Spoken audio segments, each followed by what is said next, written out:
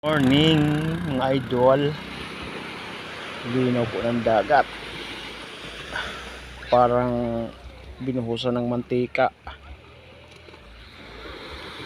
Ang linaw yan, apat na pala dito ang basnigan, 2, 3, 4, meron ng bagong isa dito, si Bornok mamimingwit, naghahanap pa ng pain na bugitis.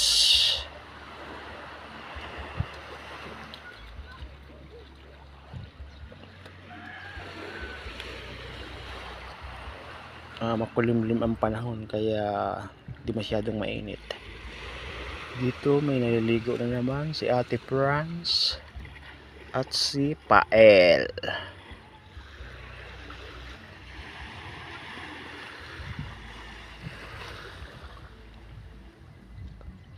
Yun si Nuestra Señora de Salvacion. Dito naman sa kabila, ayan si Regine Velasquez, ang bata, aalaga. At yung outpost,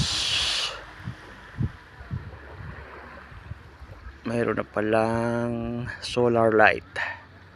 Pwede na kayong makulong kasi may ilaw na.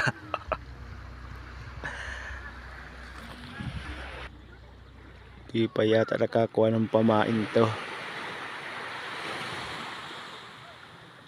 Thanks for watching mga idol.